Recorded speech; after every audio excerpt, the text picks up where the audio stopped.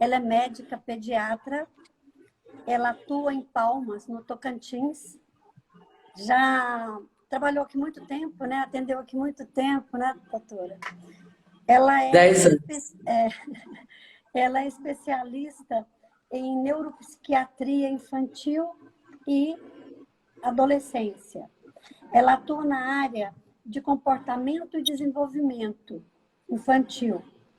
E hoje ela coordena o ambulatório de neurologia infantil em Palmas. É um prazer muito grande estar com a senhora. E hoje ela vai falar de um tema muito importante para todos nós, pais, escola, para todos em geral. É sobre o uso das telas na infância. O que isso pode causar às crianças? Quando fala em tela, a gente diz que pode ser celular, tablet, televisão, computador e assim por diante. Então, hoje a doutora Liana vai falar um pouquinho sobre isso para nós. Então, fica à vontade. Eu vou sair da tela, vai ficar a logo do colégio, mas eu estarei aqui, tá bom? E no final eu entro também. Se eu começar a ficar me alongando demais, porque o assunto é meio extenso, você pode me cortar, falar, tá acabando o tempo, Eu entro. porque eu não olho muito o relógio para falar, não. Então, Me corte, por favor. Fica à vontade, tá bom? Tá bom? Boa noite, pessoas. Obrigado pela introdução, Cordilina. Foi um prazer muito grande estar aqui pelo Colégio Degraus. O convite me deixou muito grata, porque é um assunto que é muito desafiador para todos nós. E a gente teve que ir se adaptando, e estudando, e especializando, porque a tecnologia realmente está aí e não tem como a gente escapar dela. Então, vamos estudar a melhor maneira de lidar com ela, certo? Então, a minha fala inicial aqui hoje, quando eu fui convidada para falar sobre tecnologia e pandemia e o impacto da pandemia nas crianças com o uso da tecnologia, eu iria abordar inicialmente as recomendações da Sociedade Brasileira de Pediatria, as antigas recomendações sobre o tempo de tela, as faixas etárias e quanto tempo cada faixa etária podia ou deveria passar em frente a uma mídia, uma tela, certo? Mas fazendo a pesquisa, eu sempre dou uma pesquisada quando eu vou falar do assunto, e nesse assunto tudo muda toda hora, a abordagem realmente vai mudar um pouco.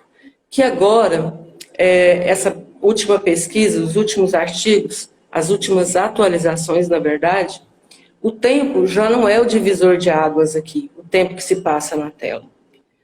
Porque o conceito de tempo foi colocado em xeque quando todas as coisas da nossa vida, da nossa atualidade, passou a vir para o ambiente virtual. Falar com os avós, assistir aulas, reunir com amigo, home office, tudo em frente a uma tela. Então, o tempo de tela já não podia ser o demarcador de como manejar essa tecnologia e desenvolvimento infantil. Quando eu sou abordada sobre esse tema, eu não quero muito falar sobre a tecnologia em si.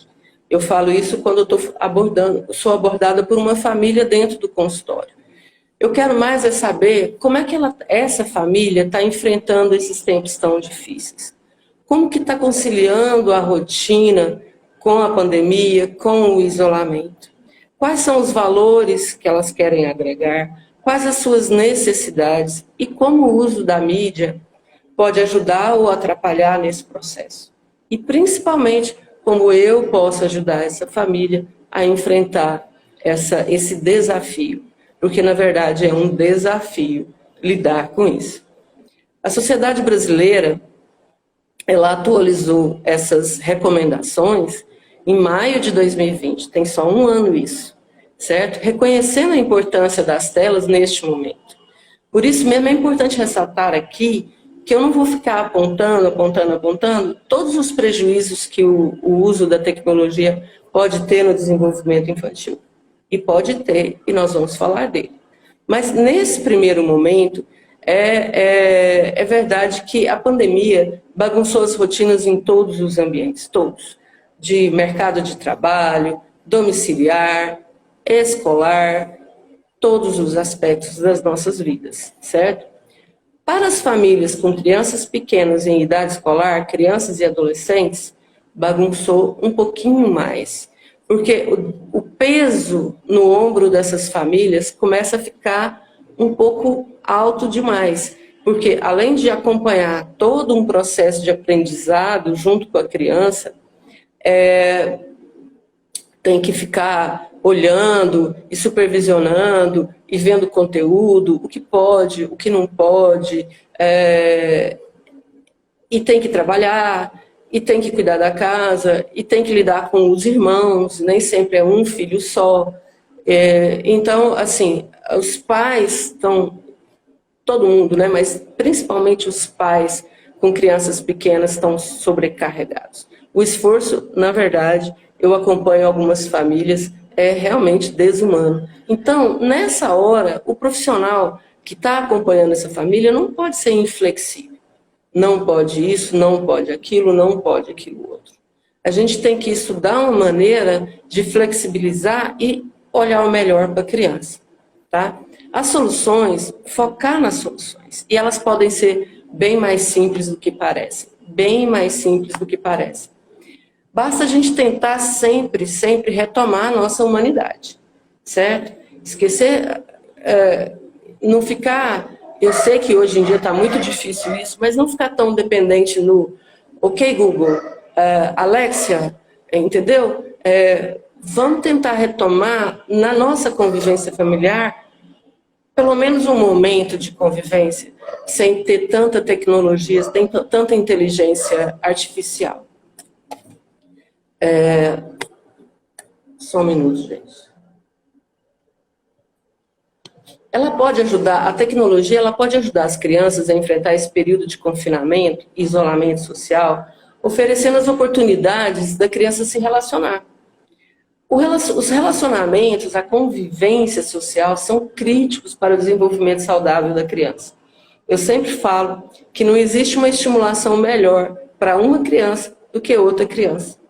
Por mais que os pais estejam muito presentes, estimulem muito, brinquedos educativos, tal. Quando o contato social aparece, quando a criança pode compartilhar atividades com seus pares, um par, mais de um par, coleguinhas numa creche, num berçário, numa escolinha, numa musicalização, eles conseguem ter um estímulo muito maior. Coloca 10 crianças da mesma faixa etária, você vai ter crianças que estão muito desenvolvidas e tem crianças que estão com desenvolvimento mais lento. Mistura isso, vai dar uma mistura boa.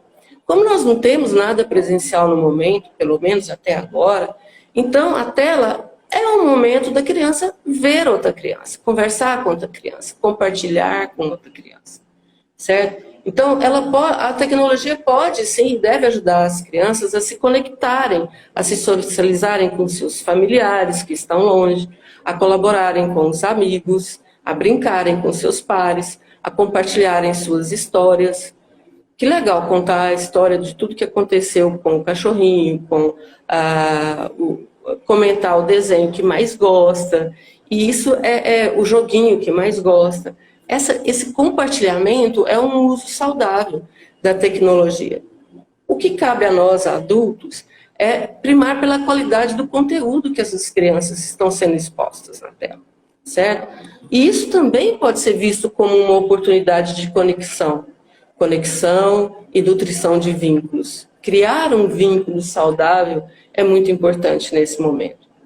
Quando os pais, os cuidadores. Então, quando falo de cuidadores, eu falo das outras pessoas que convivem com essa criança. Irmãos mais velhos, primos, babás. Quando os pais e os cuidadores se unem com a criança para fazerem pesquisas juntos, para aprenderem novas técnicas, para brincarem juntos num ambiente virtual, cria-se uma grande oportunidade de socialização. E esse é o ponto positivo da pandemia. As pessoas, no geral, estão mais preocupadas com a socialização. Não só de crianças, entre os adultos também. Os idosos estão precisando muito dessa socialização. Então, a tecnologia pode, sim, trazer os benefícios e a gente pode trabalhar para que isso ocorra. O papel da família, como eu disse antes, é um papel muito importante e a gente ajuda no sentido de não sobrecarregar tanto, mas a gente tem que falar que a família tem que esforçar para manter as crianças com saúde física e mental. Então, você tem que ajudar na mental também.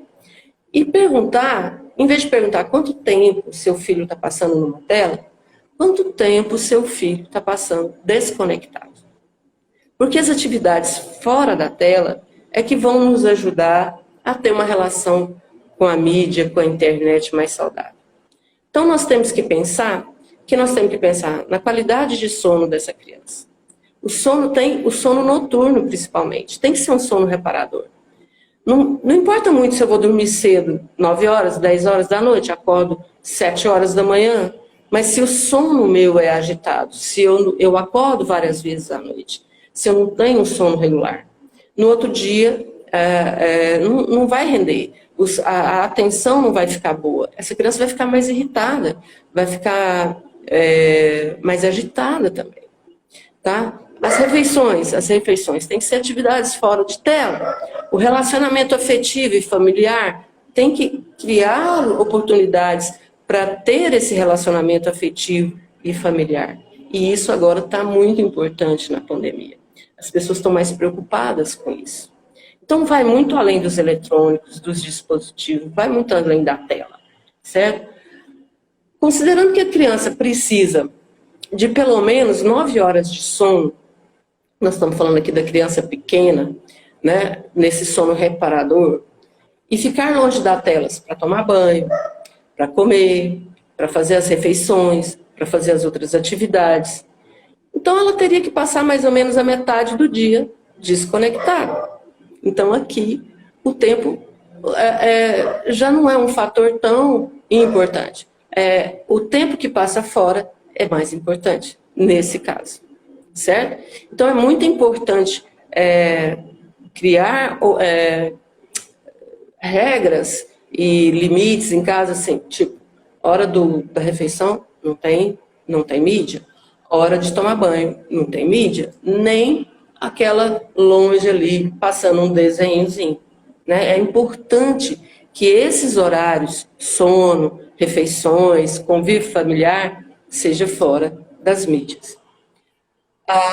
Um critério desses critérios que a gente seguia antes da Sociedade Brasileira de Pediatria, mudando um pouquinho agora para as regulamentações, que não mudou e acho que tão cedo não vai mudar, é que o acesso e as oportunidades para crianças menores de 2 anos, então de 0 a 2 anos, a tela é só de valor afetivo.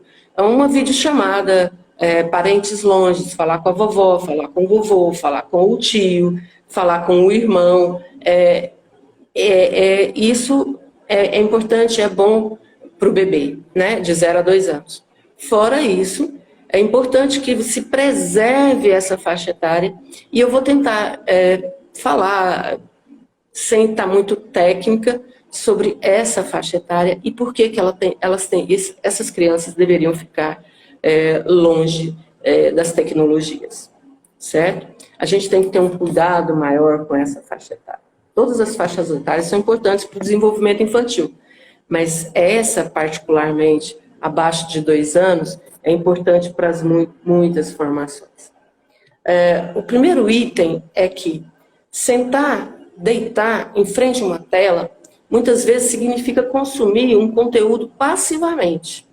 Principalmente crianças até 1 ano, 1 ano e meio, que ela vê muito a tela, mas ela não manipula muito.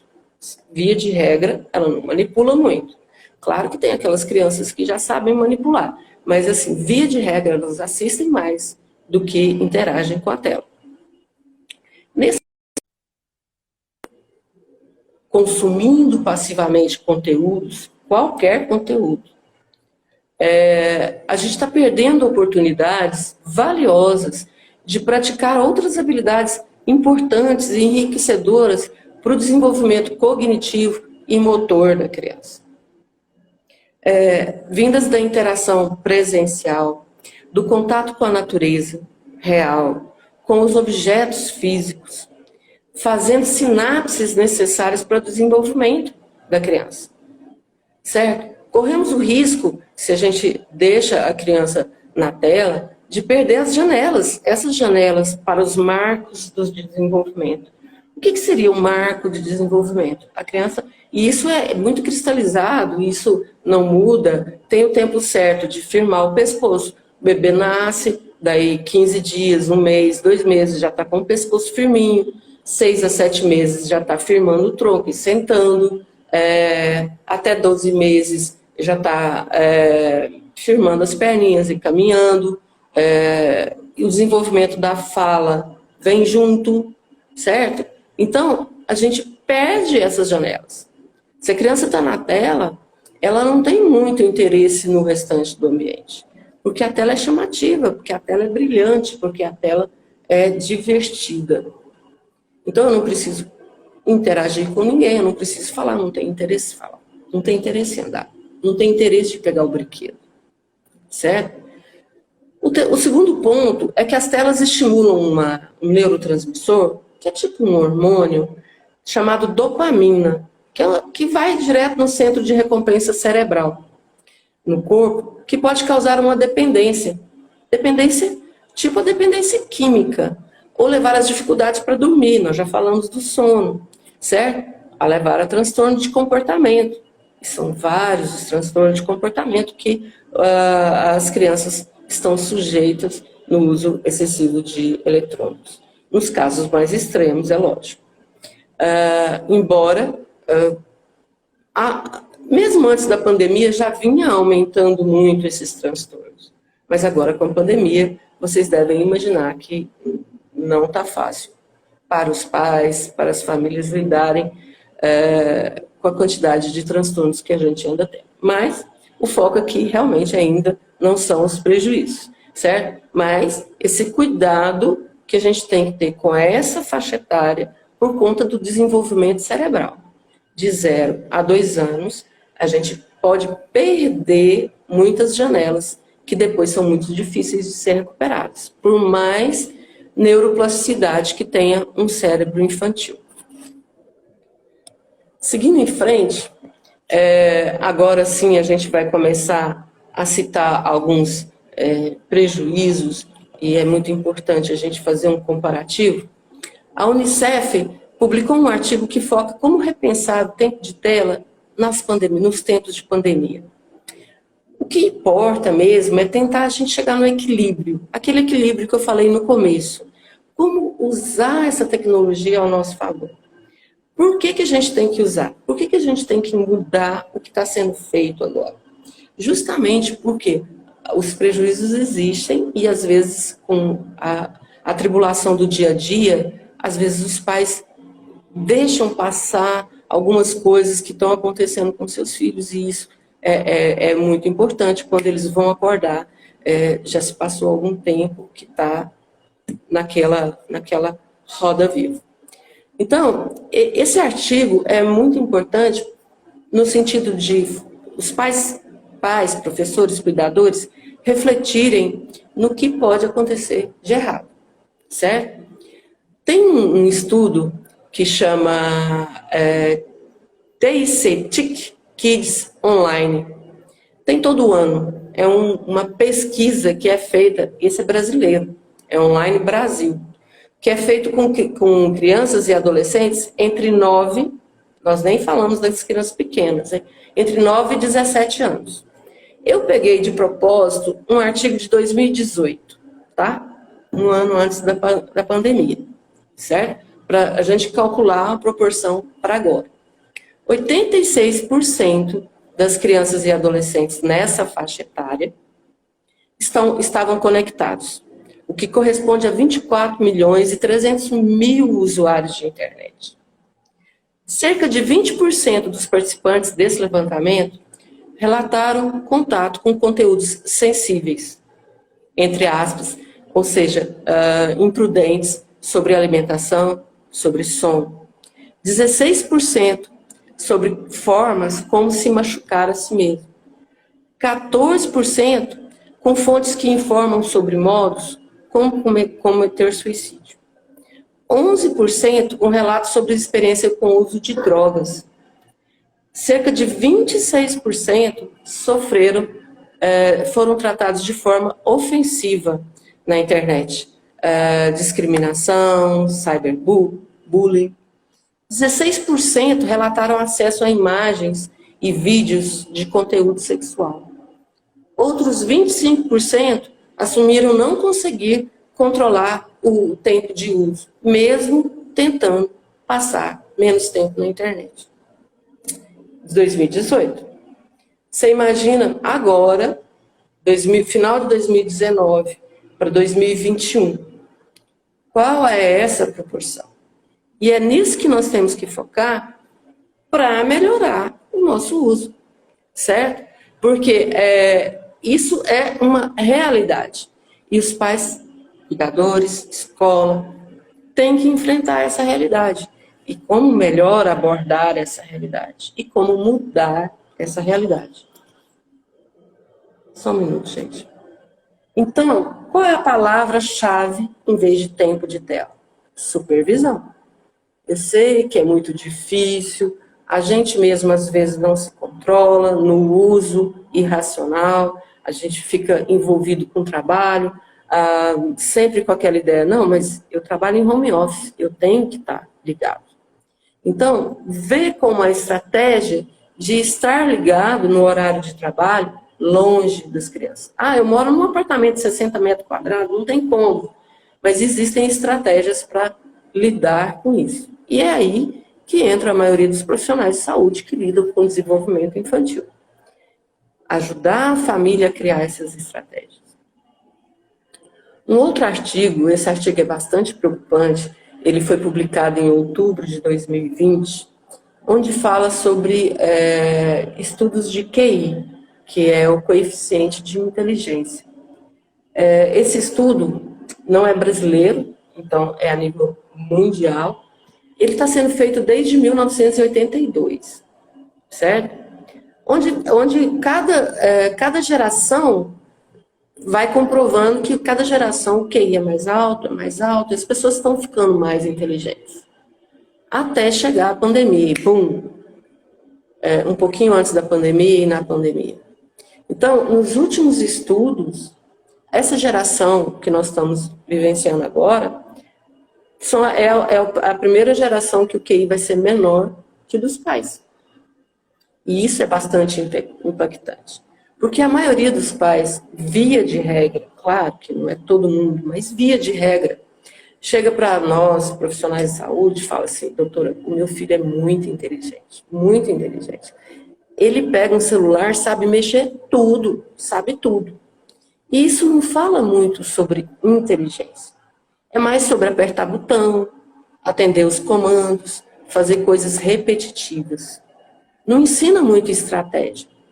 Por mais que um jogo online seja cheio de estratégias, não é estratégia de vida real.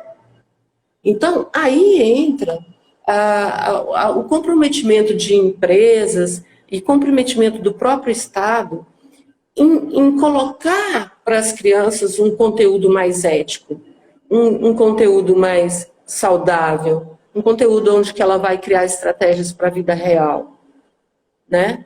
Então, assim, tem muitos pontos para reflexão. Se eu for ficar falando aqui, acho que a gente vai a noite inteira. Vamos para frente. Então, o que eu oriento os pais? Eu falo para eles assim, você não tem como abrir a cabeça do seu filho e ver o que a internet está fazendo com esse cérebro. Então, você não tem como inspecionar o que isso está produzindo no seu filho, se é positivo, se é negativo. Mas você consegue observar o comportamento deles. É no comportamento deles é que você vai saber se o uso está saudável, se o uso não está saudável. Ok, vamos para frente. Eu tenho um exemplo sobre isso, sobre o uso saudável, que você pode ter 3 situações de 3 crianças diferentes. Você abre o quarto do seu filho, 11 horas, meia-noite, 1 hora da manhã, e ele está lá num jogo assim, com amigos, e é a única hora que ele encontrou para encontrar aqueles amigos. Espera aí um pouquinho, mãe, eu só estou terminando esse jogo aqui, eu encontrei fulano, encontrei ciclano, encontrei... Então, foi um tempo de socialização. Tá certo que o horário não era aquele, mas você pode sentar e negociar com ele depois. Não simplesmente chegar e impor, falar assim, desliga esse celular agora, ok? Tem a outra criança, nessa mesma hora, 11, meia-noite, 1 hora da manhã, mãe abre, e a criança está completamente deprimida, na cama, com o celular, passando a tela, consumindo conteúdo passivamente. O que você está fazendo, meu filho? Nada. Nada. Tem a terceira criança, que está lá naquele mesmo quarto. A mãe abre a porta, e ele está sentado no computador, bem diferente. Mãe, eu sei que está tarde, mas estou num projeto aqui, eu estou terminando esse projeto. Esse aqui também você vai, mesmo que seja crianças pequenas, tá? Às vezes o projeto é um trabalho de escola, tá, o horário está errado, você vai negociar com ele, né, o horário. Então, assim, observar o comportamento é uma coisa muito importante. Eu devo estar já um pouco adiantada, mas tem um neurocientista francês, ele é um pouco radical, ele é mais radical. Eu costumo falar que eu sou muito radical na questão de tempo de tela, primeira infância, essa coisa toda. Ele chama mais Michel Desmorges. Ele é diretor do Centro de Pesquisa do Instituto Nacional de Saúde da França. É como se fosse o nosso Ministério da Saúde, só que da saúde mental. Ele apresenta dados conclusivos, marcantes, inegáveis, que os dispositivos digitais estão afetando seriamente e para o mal o desenvolvimento neural de crianças e jovens. Simplesmente, essa é fala dele, tá? Simplesmente não há desculpa para o que estamos fazendo com os nossos filhos e como estamos colocando em risco seu futuro e seu desenvolvimento. O cérebro ele pode ser comparado com uma massinha de modelar. No início, ele é úmido e fácil de esculpir, mas com o tempo ele vai ficando mais seco e mais difícil de modelar. É aquilo que nós falamos lá da primeira infância. O problema com as telas é que elas alteram o desenvolvimento do cérebro dos nossos filhos e o empobrecem. Então não torna a criança mais inteligente. Empobrece o desenvolvimento desse cérebro. Qual que é o nosso objetivo, então? O objetivo nosso é evitar que isso aconteça. Ainda compara mais um pouquinho da fala dele. Essas crianças, elas se assemelham às descritas por Aldous Huxley, que é o escritor do famoso romance distópico, é uma distopia, né? Acho que muitas pessoas já leram, O Admirável Mundo Novo. E isso é uma realidade. São pessoas, nesse romance, né? São pessoas atordoadas por entretenimento bobo, privadas de linguagem, incapazes de refletir sobre o mundo, mas felizes com a sua sina, né? Um desenho animado muito importante, muito legal, que parece muito com essa realidade aqui, é o Wall-E, do robozinho que vive lá no futuro, onde as pessoas só se comunicavam virtualmente, mesmo estando umas ao lado das outras. Isso é um ponto de reflexão importante. É isso que a gente tem que evitar. Então, quando a gente fala dos prejuízos, não é para ficar apontando, pondo o dedo na ferida. É para a gente refletir por que a gente tem que mudar. Então, quase finalizando, eu queria mostrar pontos onde a gente pode melhorar, certo? Como fazer um uso saudável das telas. Isso é muito importante.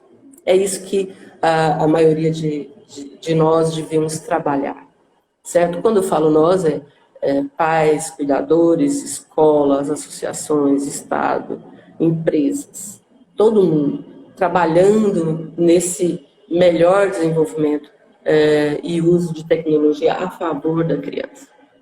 Então, a tela é útil, ela só é útil se ela ajuda a manter o contato com as pessoas, coleguinhas, familiares, grupos de atividade física. Fazer atividade física online, às vezes, é bem interessante, porque mistura um pouco brincadeira e atividade física.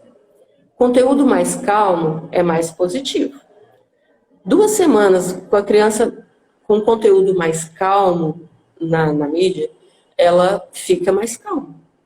Então, jogos muito violentos, desenhos muito excitantes, às vezes você tem que regular esse conteúdo.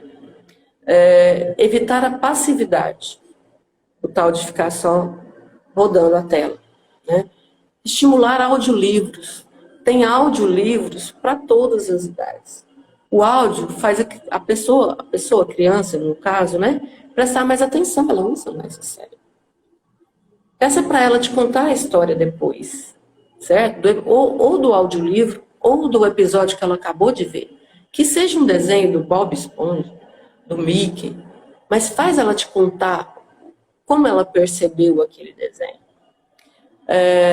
Para ela explicar o funcionamento do jogo, eles gostam, eles adoram explicar para a gente como é que funciona o jogo. E aí a gente pode brincar junto. E esse é um uso saudável da tecnologia. Preserve os rituais da família, higiene do sono e repertório offline. Esse repertório offline é que tem que ser trabalhado e a gente tem que aprender a lidar com ele.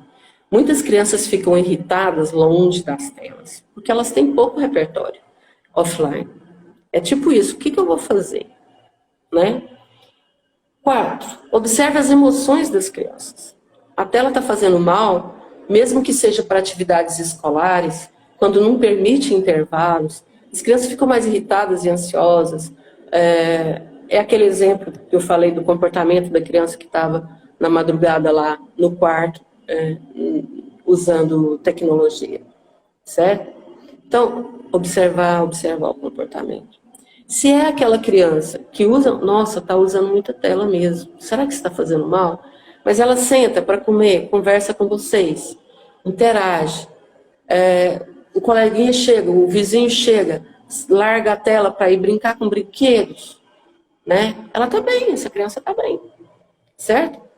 A criança que se isola, a criança que fica triste, a criança que fica irritada, agressiva, essa é que merece um pouco mais de atenção.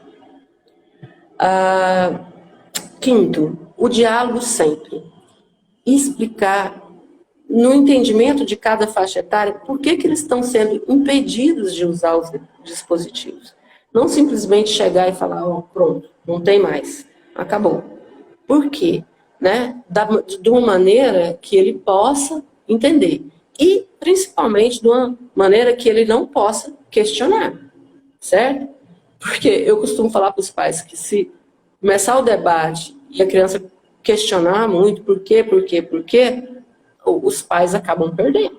Porque eles são grandes, perseverantes para usar os seus brinquedos. Né? Enfim. Só um minuto, gente, estou com uma dificuldade aqui.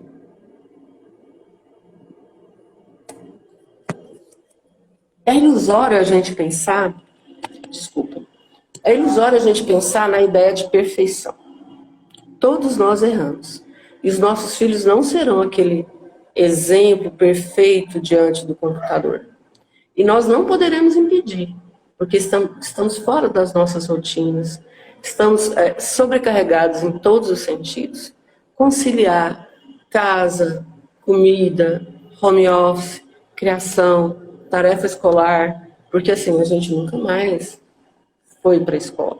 E agora o método de aprendizagem é muito diferente do que foi para nós. Né? Existem linhas aí em escolas fora daqui, né, que fala que a gente não precisa nem ensinar a letra cursiva mais para a criança.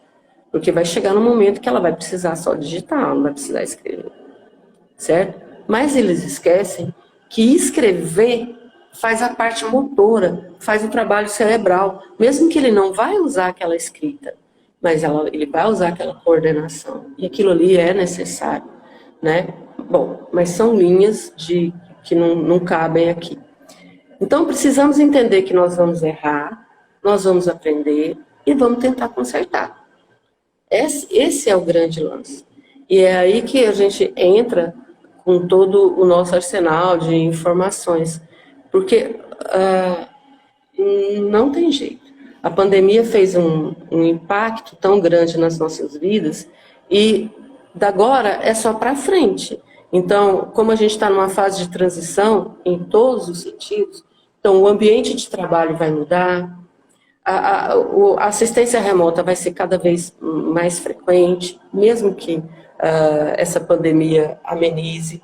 A escola vai ter que estudar melhores métodos de motivar a criança a ficar na frente de uma tela, porque muitas crianças... Eu vi um artigo recente, eu não me lembro agora de onde, mas que crianças da faixa etária de alfabetização até 18 anos, apenas 25% estão se adaptando bem às aulas remotas. Apenas 25%. Nós temos que pegar esses 75% que estão ali com aquela dificuldade toda. E nem sempre eles têm dificuldade de aprendizado. O problema é que eles não estão conseguindo se adaptar à aula remota. Eles precisam do contato com o coleguinha, do contato com a professora. Então, nós estamos vivendo uma fase de transição. E como que a gente vai lidar com essa transição é que vai ser importante. Eu acho que é isso, gente. Espero poder ter sido útil.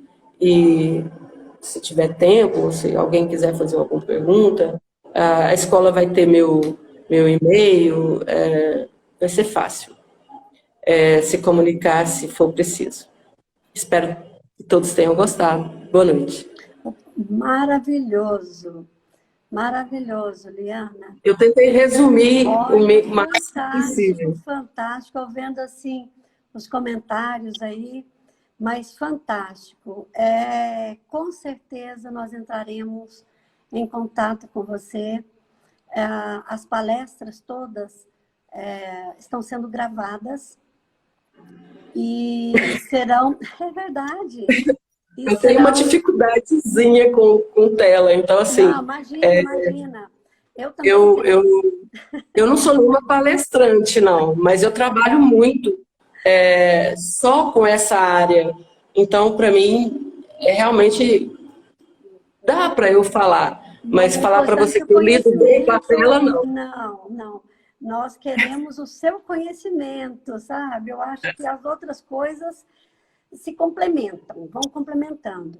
Mas eu digo o seguinte, que do ano passado para cá, coisas que eu nem imaginava que existia a nível tecnológica, agora eu já sei, eu estou aprendendo.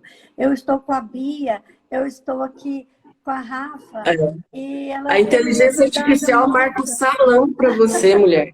Alexia, marca o salão para mim. Então, assim, a gente vai ficando dependente da inteligência artificial e vai usando menos o cérebro.